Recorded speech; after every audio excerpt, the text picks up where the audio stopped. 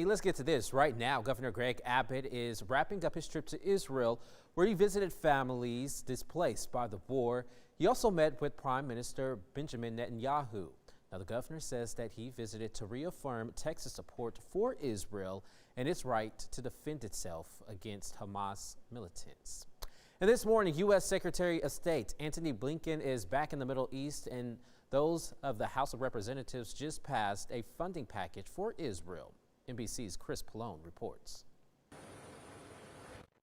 Landing in Israel for the third time since the war began, Secretary of State Antony Blinken is urging Israel's leaders to minimize the toll of war on those caught in the crossfire. He discussed his agenda before leaving Washington. The United States, Israel, other democracies have a responsibility to do everything possible to protect civilians who may be caught in harm's way. Blinken will push Israel's leaders for more pauses in the fighting to get hostages out of Gaza and humanitarian aid in.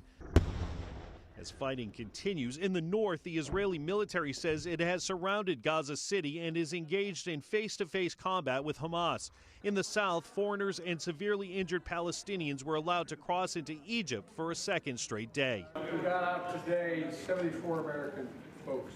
An American aid worker among those who made it out. Even in South Gaza, we heard bombing all the time. We saw missiles from Hamas going overhead. It was not a safe refuge for people coming from the north. The bill is passed.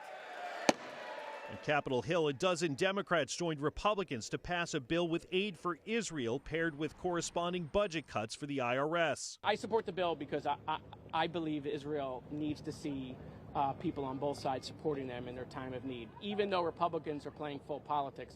The White House, Senate Democrats, and even some Senate Republicans are opposed to passing a foreign aid bill that doesn't include more funding to support Ukraine in its war with Russia. The president would veto an only Israel bill. I think that we've made that clear. The bill is not expected to pass in the Senate.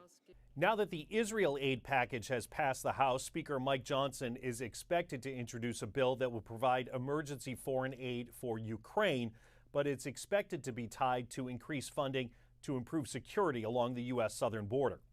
In Washington, Chris Pallone, NBC News.